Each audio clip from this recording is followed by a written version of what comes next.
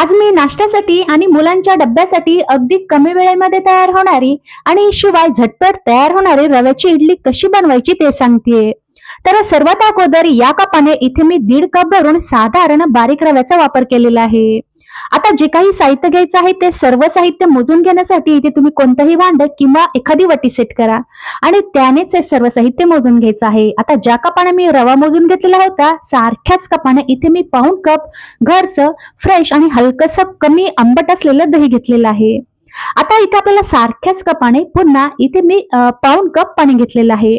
आता पाणी आपल्याला यामध्ये एकदाच टाकायचं नाही, थोडं थोडं करून यामध्ये टाकायचं आहे आणि मिक्स करायचं आहे. आणि जर तुमच्याकडे जाड रवा असेल तर तो मिक्सरला फिरवून घ्यायचा आहे.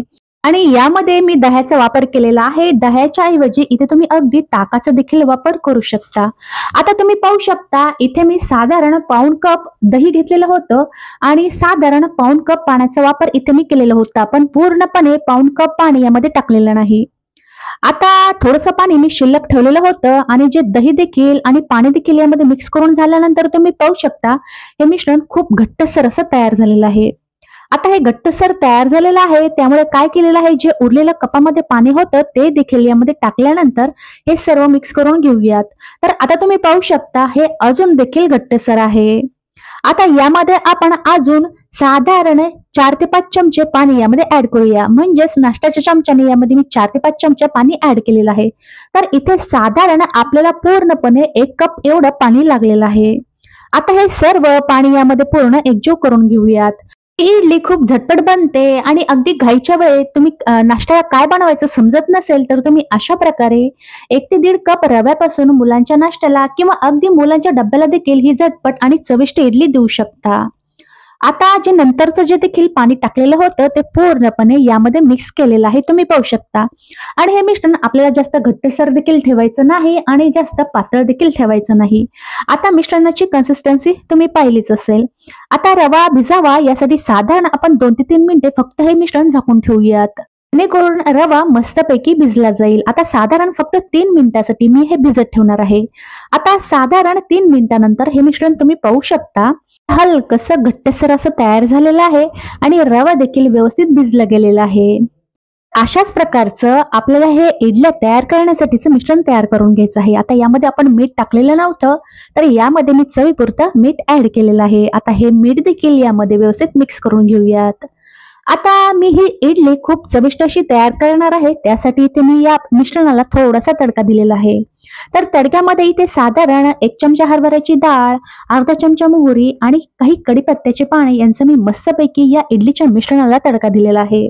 तडक्यामुळे इडल्या आपल्या खायला खूपच स्वादिष्ट लागतील. आता हा तडका देखील यामध्ये म्हणजेच ही फोडणी देखील यामध्ये व्यवस्थित मिक्स करून घेतलेली आहे. आता तुम्ही ही फोडणी देखील इथे तुम्ही स्किप करू शकता, पण आपण पदार्थ बनवताना काहीतरी वेगळं ट्राय केलं तर ते खायला देखील भारी लागतं आणि आपली मुलं देखील आवडीनं खातात.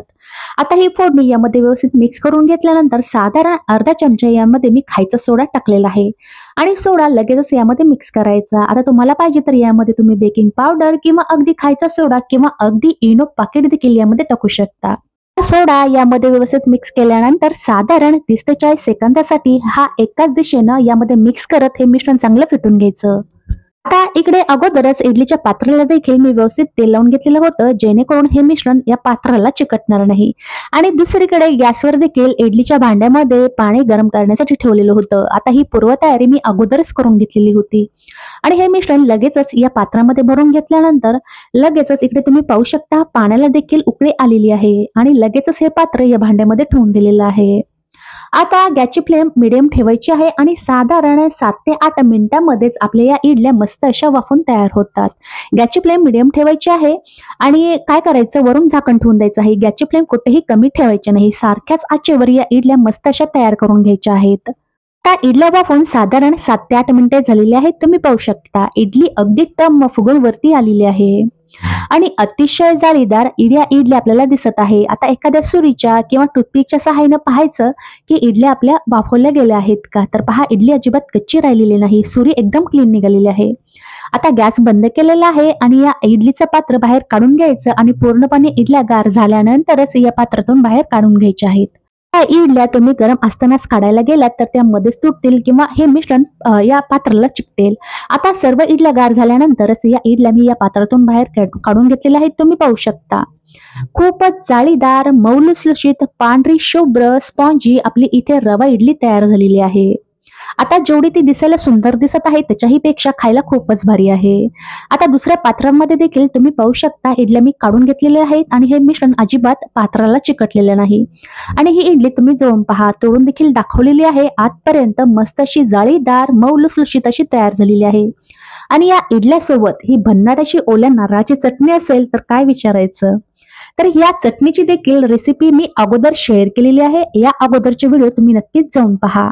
अशा प्रकारे नाश्त्याला काय बनवायचं समजत नसेल किंवा मुलं काहीतरी वेगळं खायला डब्याला मागवत असतील तर अशा प्रकारे अगदी 15 मिनिटाच्या आतमध्ये तुम्ही ही झटपट, चविष्ट, खमंग आणि वेगळ्या भन्नाट चवीची तुम्ही ही इडली बनवू शकता.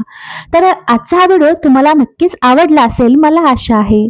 जर आजचा हा व्हिडिओ तुम्हाला आवडला असेल तर व्हिडिओला लाईक आणि जास्तीत जास्त शेअर करा. आणि तुम्ही माझ्या चॅनलवर नवीन असाल तर सबस्क्राईब करायला विसरू नका.